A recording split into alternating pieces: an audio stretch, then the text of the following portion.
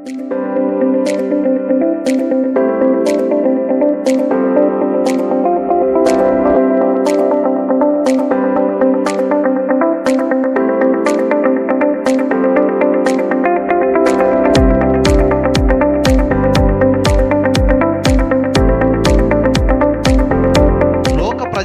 దీవించాలని ఒక ప్రణాళికను వేస్తున్నాడు. ఒక వ్యక్తి ద్వారా రక్షణ ప్రణాళికను దేవుడు అప్పుడు సిద్ధపరిచాడు. అబ్రహాము పిలుపుతో ప్రారంభించి రక్షణ ప్రణాళికను సిద్ధపరుస్తున్నాడు. అందుకే అబ్రహాముతో దేవుడు ఏమంటున్నాడంటే, అతనికి పిల్లలు లేరు. అబ్రహాంతో దేవుడు ఏమంటున్నాడంటే, నీ మూలంగా భూమి మీద సమస్త వంశములన్నీ నేను ఆశీర్వదిస్తాను అని అంటున్నాడు. అదే పిలుపు. భూమి మీద సమస్త వంశములు నేను ఆశీర్వదించేదను నీ ద్వారా, అందుకే బయటకు రా. నిన్ను ఆశీర్వదించు వారిని నేను ఆశీర్వదిస్తాను, నిన్ను దూషించు వారిని నేను శపిస్తాను. ఇతను కూడా అబ్రహాం కుమారుడే అని అంటున్నాడు. ఏంటి మీకు ఆ విషయం అర్థమవుతుందా? మారు మనసు పొందిన వాళ్ళందరూ ఎవరి పిల్లలు?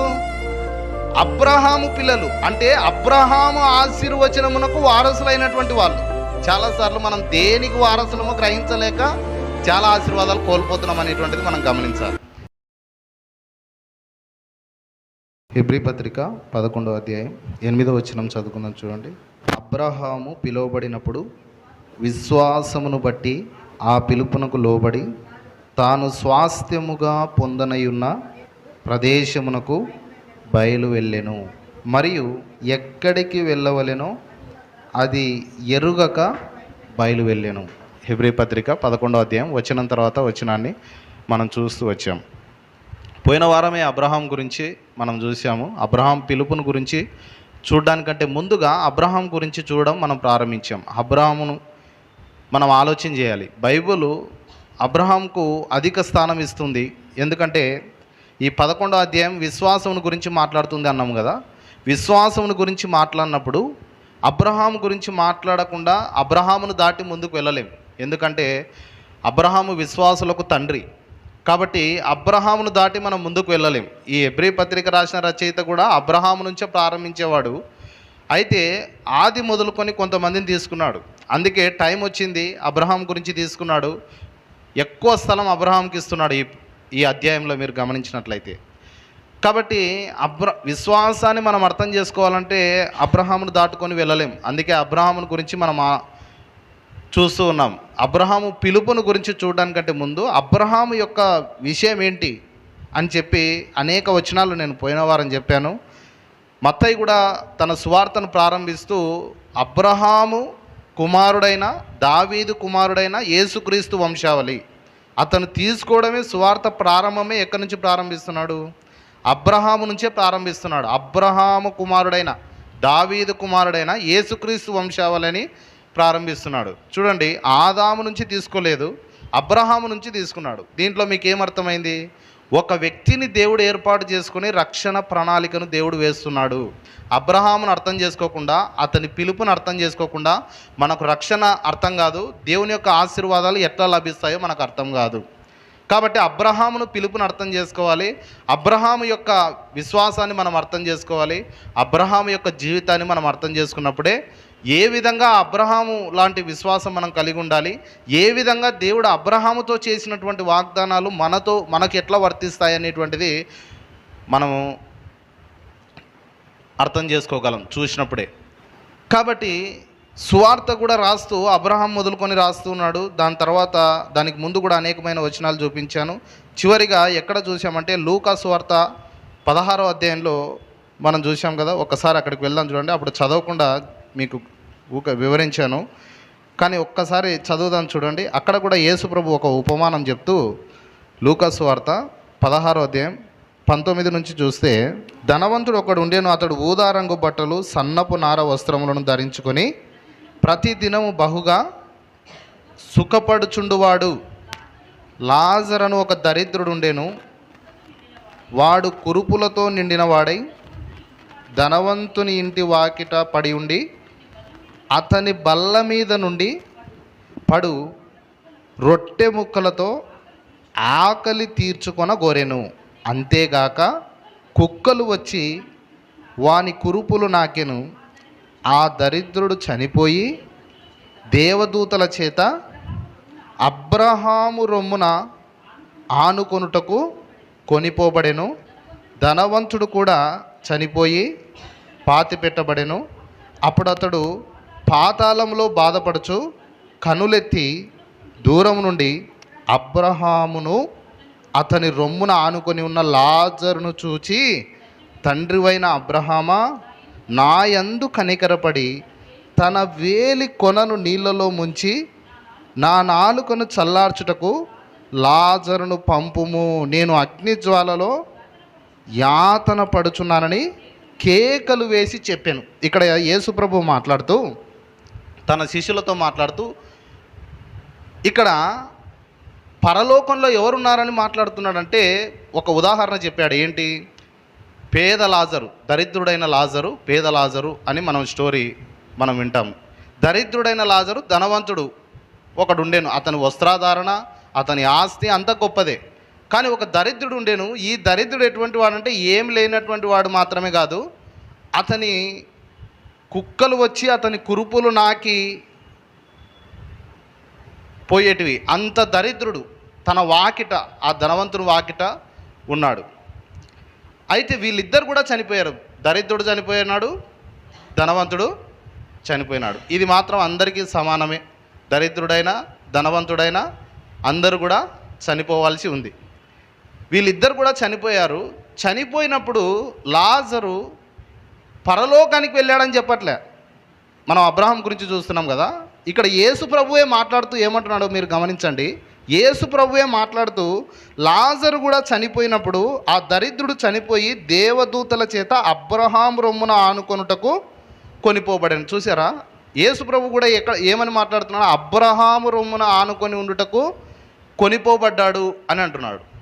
అంటే మీరు చూడండి, బైబిలు అబ్రహాము ఎందుకు ప్రాముఖ్యతనిస్తూ అతని గురించి మాటి మాటికి ఎత్తుతుందంటే, దేవుడు రక్షణ ప్రణాళికని ఎట్లా ప్రారంభించాడో అర్థం చేసుకోవాలి. ఈరోజు లోకస్తులకు కూడా బైబిల్ ఎందుకు అర్థం కాదంటే, యేసుప్రభు ఒక్కడు ఎట్లా రక్షిస్తాడు అందరినీ అని చెప్పి అర్థం చేసుకోలేకపోవడం, చాలామంది రక్షణను అర్థం చేసుకోలేకపోవడం, దేవుని నమ్ముకొని కూడా రక్షణను అర్థం చేసుకోలేకపోవడం ఎందుకు జరుగుతుందంటే, వాళ్ళు ఒక వ్యక్తి ద్వారా దేవుడు ఎట్లా ప్రణాళిక వేశాడు, రక్షణ ప్రణాళిక అనేటువంటిది అర్థం చేసుకోలేకనే చిక్కుబుడి కలుగుతుంది దేవుని యొక్క వాక్య విషయంలో. దేవుని యొక్క వాక్యాన్ని మీరు స్పష్టంగా చదివితే, ఒక్క వ్యక్తి ద్వారా అనేక వంశంలను ఆశీర్వదించాలని దేవుడు ఒక వ్యక్తిని పిలుస్తున్నాడు. ఆ వ్యక్తి ద్వారా దేవుడు ఆదికాండం 12వ అధ్యాయంలో అబ్రహాం గురించి, అతని పిలుపు గురించి ప్రారంభమవుతుంది. ఆ వ్యక్తి ద్వారా దేవుడు రక్షణ ప్రణాళికను ప్రారంభించాడు. అందుకే కొత్త నిబంధనలో కూడా యేసుప్రభు మాట్లాడుతూ ఇక్కడ కూడా దరిద్రుడు చనిపోయినప్పుడు అబ్రహాము రొమ్మున ఆనుకొనుటకు కొనిపోబడ్డాడు అని చెప్పి మాట్లాడుతూ వచ్చాడు కదా. ఇక్కడ కూడా మనం ఒక ఆలోచన చేసాం. ఈ కథను చదివి చూసారా? దరిద్రుడు పరలోకానికి పోయినాడు, ధనవంతుడు ఎక్కడికి వెళ్ళినాడు? పాతాళానికి వెళ్ళినాడు. ధనవంతుడు పరలోక రాజ్యానికి పోడు. సూది యొక్క రంధ్రంలో ఒంటె దూరుతుందా? దూరదు. అలాగే ధనవంతుడు కూడా పరలోకానికి వెళ్ళడని యేసుప్రభు కూడా మాట్లాడతాడు. అప్పుడు దాన్ని ఎట్లా అర్థం చేసుకోవాలా? ఈ సంభవాన్ని చదివి చాలామంది క్రైస్తవులు ఎట్లా అర్థం చేసుకున్నారంటే, ఈ సంభవాన్ని చదివి ధనవంతుడుగా ఉంటే నరకానికి వెళ్ళిపోతాం, దరిద్రుడుగా ఉంటే పరలోకానికి వెళ్ళిపోతాం అన్నారు.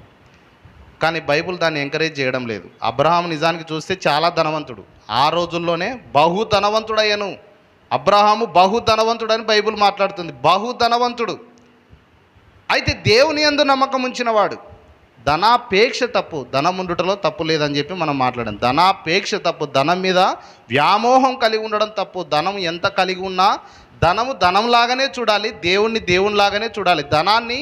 ధనానికి దేవుని స్థానం ఇవ్వకూడదు. అది బైబిల్ చెప్తున్నటువంటి విషయం. కానీ నువ్వు ఎక్కువ కలిగి ఉండకూడదు అని చెప్పి బైబిల్ మాట్లాడడం లేదు. అలాగే ధనవంతుడుగా ఉండటం వలన మనం నరకానికి వెళ్తామని బైబిల్ చెప్పడమే. ధనాపేక్ష ఉంటే వెళ్తారని చెప్తుంది, కానీ ధనం కలిగి ఉంటే వెళ్తారని చెప్పడం లేదు.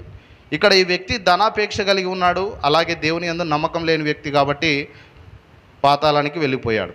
ఈ విషయాన్ని మాట్లాడుతూ వీళ్ళిద్దరు చనిపోయినప్పుడు అక్కడ లాజరు అబ్రహాం రొమ్మున ఆనుకొని ఉండటం కొనిపోబడ్డాడు అని చెప్పి యేసుప్రభువే మాట్లాడుతున్నాడు.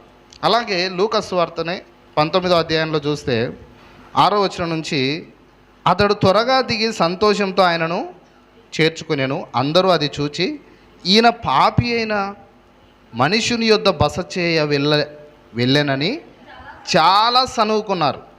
జక్కయ్య నిలబడి, ఇదిగో ప్రభువా, నా ఆస్తిలో సగం బీదలకు ఇచ్చుచున్నాను.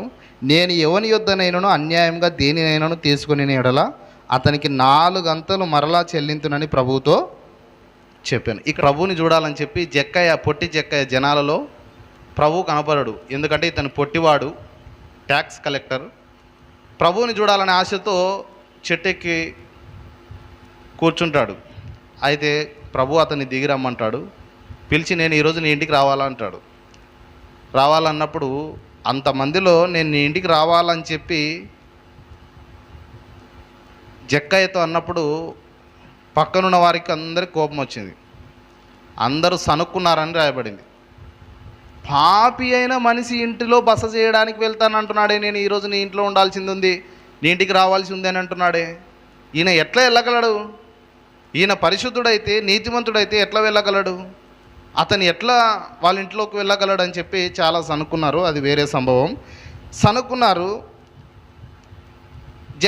జక్కయ్య ఇంటిలోకి వెళ్ళగానే ప్రభు ఏం మాట్లాడకముందే జక్కయ్య నోరు తెరిచి ఏమంటున్నాడో తెలుసా అండి? జక్కయ్య నిలవబడి, ఇదిగో ప్రభువా, 8వ వచనం, నా ఆస్తిలో సగం బీదలకు ఇచ్చుచున్నాను. నేను ఎవని యొద్దనైనను అన్యాయంగా దేనినైనను తీసుకుని ఎడల అతనికి 4 అంతలు మరలా చెల్లింతునని ప్రభువుతో చెప్పాను. ప్రభు ఏం బోధన చేయకుండానే, వాక్యం చెప్పకుండానే ఇతనిలో మారు మనసు కలిగింది. ప్రభు యొక్క ప్రసన్నత రావంగానే ఇంట్లోకి అతనిలో మారు మనసు కలిగింది. చూడండి, ప్రభు యొక్క ప్రసన్నత రావంగానే అతని పాపాలన్నీ గుర్తుకొస్తున్నాయి. నేను పాపం చేశాను కదా, అన్యాయంగా సంపాదించాను కదా అని రియలైజ్ రియలైజ్ అయ్యి తానే నోరు తెరిచి గడగడ చెప్తున్నాడు. ఏమంటాడంటే, ప్రభువా, నేను బీదలకు ఇచ్చుతున్నాను నా ఆస్తిలో సగం. తర్వాత రెండవది ఏమంటున్నాడు? ఎవరి దగ్గర నేను అన్యాయంగా లాక్కునే వ్యక్తి ఇతను. ఎవరి దగ్గర అన్యాయంగా తీసుకుంటే దాన్ని ఎంత చెల్లిస్తాను? 4 అంతలుగా తిరిగి ఇచ్చేస్తాను. నువ్వు నా ఇంట్లోకి రావడానికే గొప్ప విషయం ప్రభు అని చెప్పి రియలైజ్ అయ్యి ప్రభుని గణపరిచిన తర్వాత, ఆ మాటలు మాట్లాడిన తర్వాత యేసు ప్రభు ఏమంటున్నాడు చూడండి, 9వ వచనం.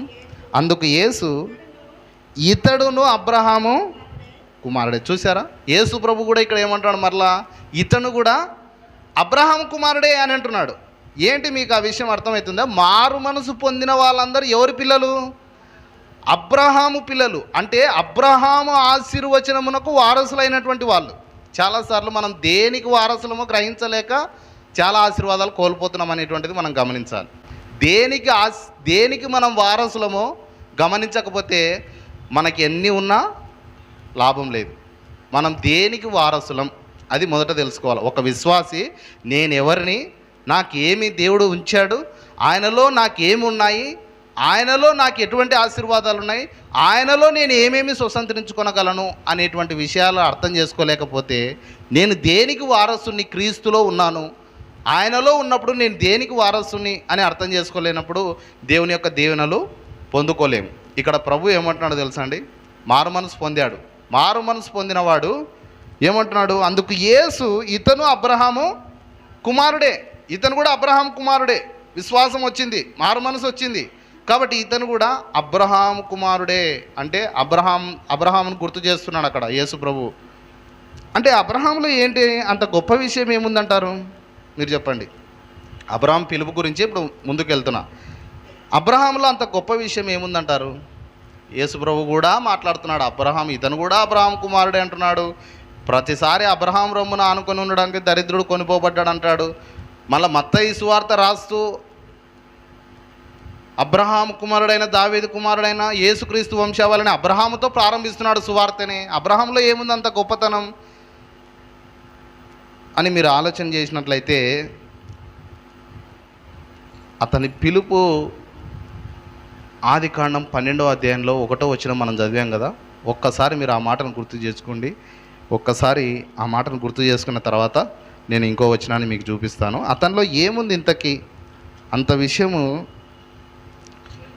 యెహోవా, నీవు లేచి నీ దేశము నుండి, నీ బంధువుల యొద్ద నుండి, నీ తండ్రి ఇంటి నుండి బయలుదేరి నేను నీకు చూపించు దేశమునకు వెళ్ళుము. ఒక వ్యక్తిని చూచి ఆ వ్యక్తితో దేవుడు చెప్తున్నటువంటి మాటను మీరు జాగ్రత్తగా వినండి. దేవుడు ఏమంటున్నాడంటే ఆ వ్యక్తితో మాట్లాడుతూ ఏమంటున్నాడంటే, నీవు లేచి నీ దేశము నుండి, నీ బంధువుల యొద్ద నుండి, నీ తండ్రి ఇంటి నుండి బయలుదేరి నేను నీకు చూపించు దేశమునకు వెళ్ళుము. ఈ పిలుపు దాదాపు నాకు తెలిసి అబ్రహాముకే అయి ఉండొచ్చు. అలాగే దేవుని పని, కొంతమందికి దేవుడు ఇటువంటి పిలుపునివ్వచ్చు. కొన్ని చోట్ల పని చేయడానికి, సువార్త పని చేయడానికి, దేవుని పని చేయడానికి దేవుని ప్రత్యేకమైన పిలుపు. కానీ మీరు గమనించారా, నీ దేశం నుండి రమ్మంటున్నాడు, నీ బంధువుల నుండి రమ్మంటున్నాడు, తండ్రి ఇంటి నుండి బయటికి రమ్మంటున్నాడు. ప్రత్యేకతను దేవుడు కోరుకుంటున్నాడు. ప్రత్యేకంగా ఒక వ్యక్తితో రక్షణ ప్రణాళిక వేయాలి, చాలా పెద్ద విషయం. కాబట్టి ప్రత్యేకంగా రమ్మని చెప్పి కొన్ని వాగ్దానాలు ఇస్తున్నాడు. నా మాట విని బయటికి రా, నేను ఇట్లా ఆశీర్వదిస్తానని చెప్పి కింద కొన్ని వాగ్దానాలు ఇస్తున్నాడు. మీరు గమనిస్తే ఇశ్రాయేలు జనాలను కూడా ఐగుప్తు దేశంలోనే చర్చి కట్టుకొని ఆరాధించమని దేవుడు చెప్పొచ్చు కదండి. ఐగుప్తు దేశంలోనే మీరు ఇక్కడ మందిరం కట్టుకొని, గుడారం కట్టుకొని, ఇక్కడే నేను నా మందసం ఇక్కడనే మీరు ఏర్పాటు చేసుకోనండి, ఇక్కడనే నేను దిగుతాను, ఇక్కడే మీరు ఆరాధించండి ఐగుప్తీయులకు దేవుడు చెప్పొచ్చు కదా. ఐగుప్తీయులలో ఉన్న ఇశ్రాయేలీలకు చెప్పొచ్చు కదా. అట్లా చెప్పినాడా? లేదు. ఐగుప్తు దేశం నుంచి బయటికి రమ్మంటున్నాడు. ఇది ఏమర్థమవుతుందంటే, తన జనులుగా ఉన్నటువంటి వారు ఆయనను ప్రత్యేకత కోరుకుంటాడు. ఆయన తన జనులుగా ఉన్నటువంటి వారు, తన పిల్లలు ప్రత్యేకంగా ఉండాలి, ప్రత్యేకమైన లెవెల్ వారిది. అందుకే వారిని చాలా అద్భుతాలు చేసి ఐగుప్తు దేశంలో నుంచి బయటకు తీసుకొని వచ్చాడు. ప్రత్యేకంగా రండి, మిమ్మల్ని ప్రత్యేకంగా ఆశీర్వదించాలనుకుంటున్నా, ప్రత్యేకతను కోరుకుంటున్నాడు ఆయన. అందుకే ఐగుప్తులోనే ఆరాధించమని చెప్పలే, ఐగుప్తులో నుంచి బయటకు రండి, అక్కడ పరిస్థితులు బాగలేవు, అంత విగ్రహారాధన, లోకతత్వము అంత అక్కడ సరిగా లేదు కాబట్టి బయటికి రమ్మంటున్నాడు. అబ్రహాము ఉన్న పరిస్థితులు కూడా ఎటువంటివి అనుకుంటున్నారు? యెహోషువ గ్రంథంలో అతని చరిత్ర ఉంది చూడండి. యెహోషువ రాస్తూ, యెహోషువ గ్రంథం 24వ అధ్యాయానికి తిప్పండి. 2-3 వచనాలు చదువుదాం చూడండి. యెహోషువ జనులందరితో ఇట్లా, నేను ఇశ్రాయేలీయుల దేవుడైన యెహోవా చెప్పున్నదేమనగా, ఆది కాలం నుండి మీ పితరులు అనగా అబ్రహాముకును నాహోరుకును తండ్రి అయిన తెరహు కుటుంబీకులు నది, ఏ నది? యూఫ్రటీస్ అద్దరిని నివసించి ఇతర దేవతలను పూజించిరి. అయితే నేను నది అద్దరి నుండి మీ పితరుడైన అబ్రహామును తోడుకొని వచ్చి కానాను దేశమందంతటా సంచరింపజేసి అతనికి సంతానమును విస్తరింపజేసి అతనికి ఇస్సాకును ఇచ్చి తిని, ఇస్సాకును నేను యాకోబును ఏశావులను ఇచ్చి తిని సేయూరు మన్యములను స్వాధీనపరచుకొనున్నట్లు వాటిని ఏశావుకి ఇచ్చి తిని యాకోబును అతని కుమారులను ఐగుప్తులోనికి దిగిపోయారని చెప్పి అబ్రహాం గురించినటువంటి చరిత్ర.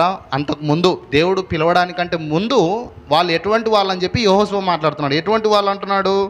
ఆ జనులందరితో ఇట్లా, నేను ఇశ్రాయేలుల దేవుడైన యెహోవా సెలవిచ్చినది ఏమనగా, ఆది కాలంలో మీ పితరులు అనగా అబ్రహాముకును నాహోరుకు తండ్రి అయిన తెరహు కుటుంబీకులు యూఫ్రటీస్ నది అవతల ఉండేవాళ్ళంట. యూఫ్రటీస్ నది అద్దరిన నివసించిన ఇతర దేవతలను పూజించిరి. ఇది విషయం. అబ్రహాం పూర్వోత్తరం ఏంటి? ఇతర దేవతలను పూజించిరి. మళ్ళీ ఎక్కడున్నారు వాళ్ళు? యూఫ్రటీస్ నది అవతలు ఉన్నారు, అద్దరిని. అటుపక్క ఉన్న వాళ్ళు విగ్రహారాధనలో ఉన్నవారు, ఇతర దేవతలను పూజించిన వాళ్ళు. ఇప్పుడు దాంట్లో నుంచి బయటకు తీసుకురావాలా? ఎంత కష్టం అండి. చిన్నప్పటి నుంచి పెరిగి కొన్ని విషయాలకు అలవాటు పడిన వ్యక్తిని బయటకు తీసుకురావాలంటే చాలా కష్టం. అందుకే దేవుడు బలమైన మాటతో ఒకటి చెప్తున్నాడు. ఏమంటున్నాడు? నీ దేశం నుండి, నీ బంధువుల యొద్ద నుండి, నీ తండ్రి ఇంటి నుండి బయటికి రా అంటున్నాడు. ఎందుకంటే పరిస్థితులు బాగలేవు. యూఫ్రటీస్ నది అవతలు ఉన్నారు, అక్కడంతా ఇతర దేవతలను పూజించే వాళ్ళు. అబ్రహాం పూర్వోత్తరం ఏంటి? అతనిలో గొప్పతనం మీరు చెప్పండి. ఇప్పుడు ఏమైనా గొప్పతనం ఉందా? లేదు. దేవుడు ప్రణాళిక ఎట్లా వేస్తున్నాడు చూడండి. ఒక వ్యక్తిని తీసుకొని వచ్చి ఆ వ్యక్తి ద్వారా భూమి మీద వంశాలన్నీ ఆశీర్వదించాలని యేసుక్రీస్తు వంశాన్ని సృష్టించి ఆ వంశం ద్వారా లోక ప్రజలందరినీ దీవించాలని ఒక ప్రణాళికను వేస్తున్నాడు. ఒక వ్యక్తి ద్వారా రక్షణ ప్రణాళికను దేవుడు అప్పుడు సిద్ధపరిచాడు. అబ్రహాము పిలుపుతో ప్రారంభించి రక్షణ ప్రణాళికను సిద్ధపరుస్తున్నాడు. అందుకే అబ్రహాముతో దేవుడు ఏమంటున్నాడంటే, అతనికి పిల్లలు లేరు. అబ్రహాంతో దేవుడు ఏమంటున్నాడంటే, నీ మూలంగా భూమి మీద సమస్త వంశములన్నీ నేను ఆశీర్వదిస్తాను అని అంటున్నాడు. అదే పిలుపు. భూమి మీద సమస్త వంశములు నేను ఆశీర్వదించేదను నీ ద్వారా, అందుకే బయటకు రా. నిన్ను ఆశీర్వదించు వారిని నేను ఆశీర్వదిస్తాను, నిన్ను దూషించు వారిని నేను చేపిస్తాను. వాళ్ళు నిన్ను దూషించవచ్చు, నీ పరిస్థితులను బట్టి నువ్వు బయటకు వచ్చినందుకు, నీ కారణాలను బట్టి నిన్ను దూషించవచ్చు. నీ మెదడు ఏమైనా చెడిపోయిందా, ఇన్ని రోజులు ఏ మార్గంలో ఉన్నావు, ఇప్పుడేం పని చేస్తున్నావు అని ఇతరులు నిన్ను దూషించవచ్చు. పరిస్థితులు నాకు అర్థమవుతున్నాయి. దేవుడు ఏమంటున్నాడంటే, నీ పరిస్థితి నాకు అర్థమవుతుంది, నీ పరిస్థితి నాకు తెలుసు. అందరూ దూషిస్తారు, అది నాకు తెలుసు. కానీ నువ్వు బయటికి రా, నేను నీకు ఏం చేస్తానని మొదట దేవుడు వాగ్దానం చేస్తున్నాడు. చూడండి, దేవుడు కూడా ఈరోజు మనతో చెప్పేది అదే. నా దగ్గరికి రా, నా తట్టు తిరుగుము, అప్పుడు నేను నీ తట్టు తిరిగేదని అంటున్నాడు. దేవుడు ఒకటి చెప్తాడు, అది చెప్పి మనల్ని చేయమంటున్నాడు. అది చేస్తే నీకేమొస్తుంది, అదే బైబిల్ యొక్క సారాంశం. అది చేయుట ద్వారా, విశ్వాసంతో నువ్వు లోబడుట ద్వారా, విశ్వాసం వాక్యానికి విధేయత చూపుట ద్వారా, దేవుని మాటకు స్పష్టంగా మనము లోబడుట ద్వారా దేవుడు ఎంత మెండైన ఆశీర్వాదాలతో దీవిస్తాడో అని చెప్పి బైబిల్ స్పష్టంగా మాట్లాడుతుంది. ఇప్పుడు అబ్రహాము పూర్వోత్తరం ఏముంది, ఏం లేదు, ఒక సాధారణ వ్యక్తి, మనలాంటి సాధారణమైన వ్యక్తి. దేవుడు అబ్రహామును ఆశీర్వదించిన తర్వాత ఒకరోజు అబ్రహాము అనుకోకూడదు, ఎందుకు దేవుడు అబ్రహామునే పిలిచాడు, అబ్రహాముని ఎంచుకున్నాడు, అతనిలో గొప్పతనం ఏముంది, ఏం లేదు. ఇతర దేవతలను ఆరాధించే వాళ్ళు, ఇంకా కొంతమంది దైవసేవకులు విగ్రహాలను కూడా తయారు చేసి అమ్ముకునే పరిస్థితులు వాళ్ళ కుటుంబంలో ఉండొచ్చు. తెరహు కుటుంబము ఆ దారిలో ఉన్నది అని చెప్పి కొంతమంది దైవసేవకులు కూడా అన్నారు. కానీ ఇక్కడ ఆధారం ఏముందంటే, ఇతర దేవతలను పూజించేవారు యూఫ్రటీస్ నది అవతల ఉన్నవాళ్ళు అని చెప్పి ఇక్కడ బైబిల్ మాట్లాడుతుంది. చాలామందిని ఎంచుకోవచ్చు, కానీ ఇతన్నే పిలిచాడు, ఇతడే కావాలంటున్నాడు రక్షణ ప్రణాళికకు. పిలిచిన తర్వాత చాలా విషయాలు అతనికి వాగ్దానం చేస్తున్నాడు. అటువంటి పరిస్థితుల్లో నుంచి పిలుస్తున్నాడు. యెషయా గ్రంథంలో ఒక మాట చదువుదాం చూడండి. దానికంటే ముందుగా 14వ వచనం ఒకసారి చదువుదాం చూడండి. యెహోషువ 24:14.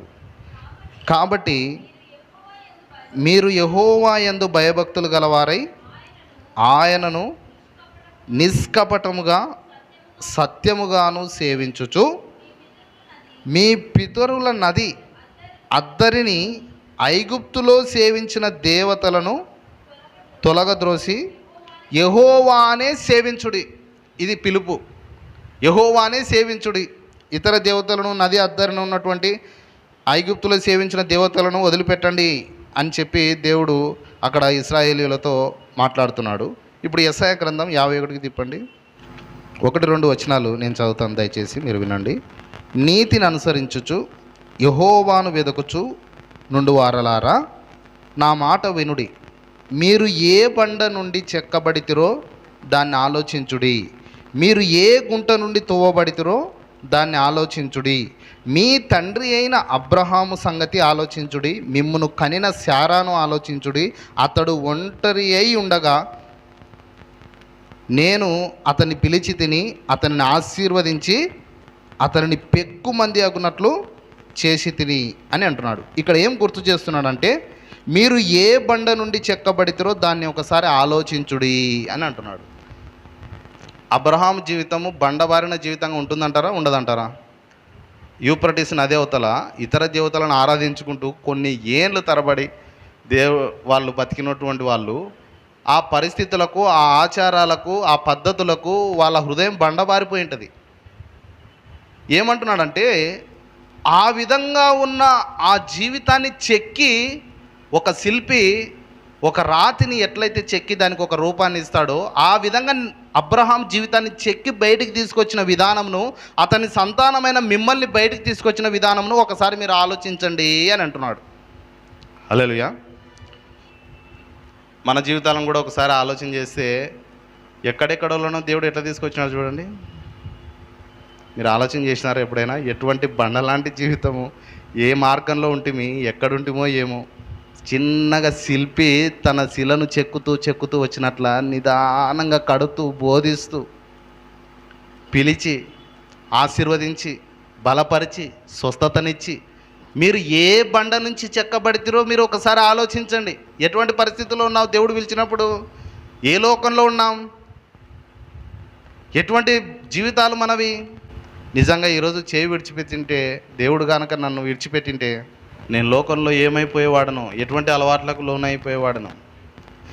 దేవుని యొక్క మహాకృప గుర్తుకొస్తుంది. దేవుడు అదే చెప్తున్నాడు, మీరు ఎటువంటి బండలో నుంచి మిమ్మల్ని చెక్కి నడిపించుతున్నది ఒకసారి మీరు ఆలోచించండి అని అంటున్నాడు.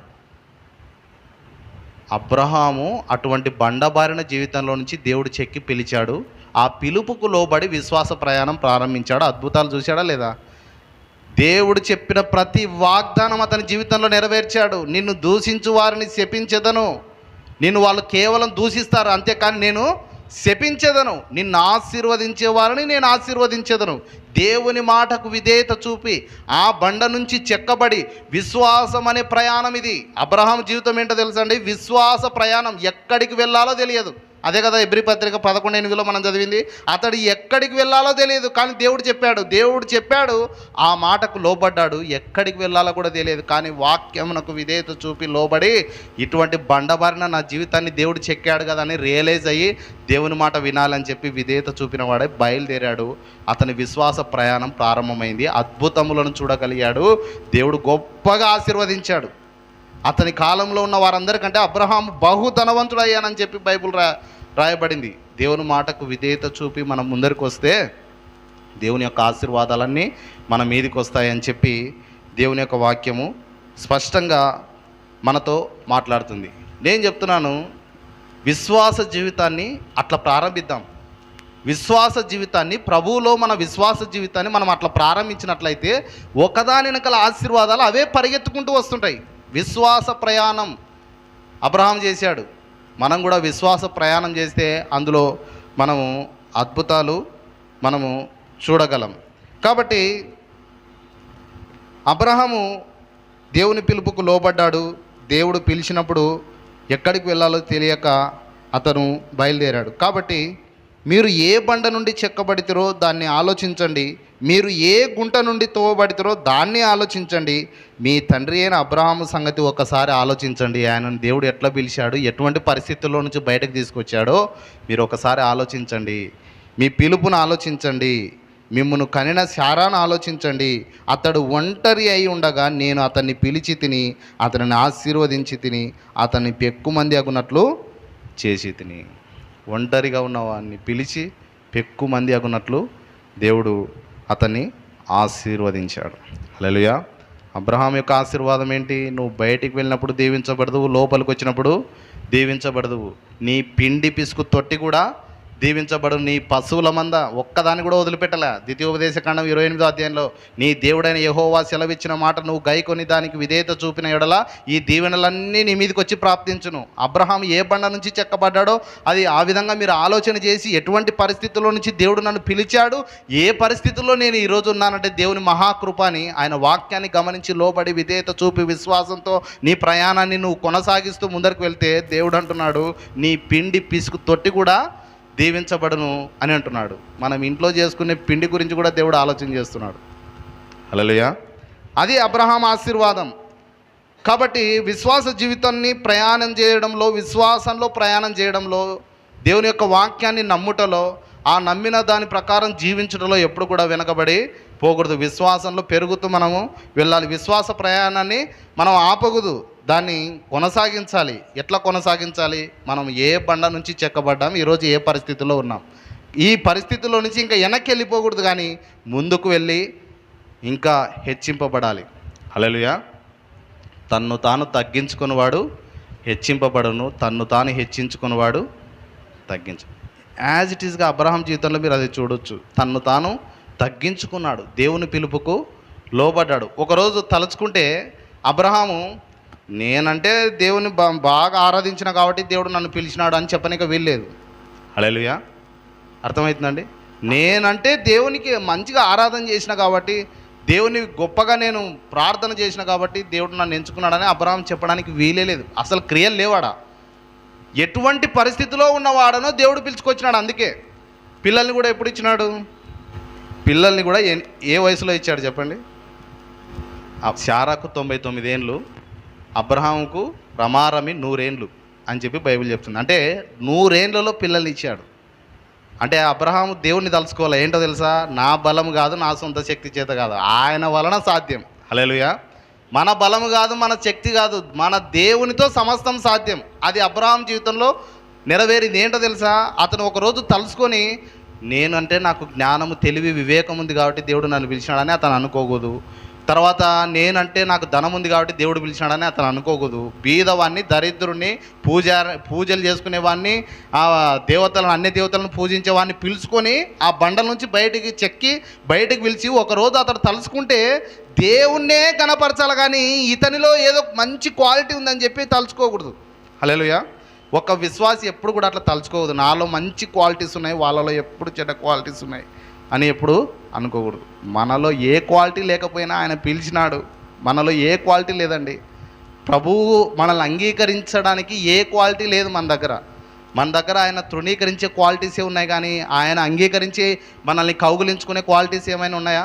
ఏం లేవు. కానీ ఆ ప్రేమతో దగ్గరికి చేతులు చాపి పిలుస్తున్నాడు.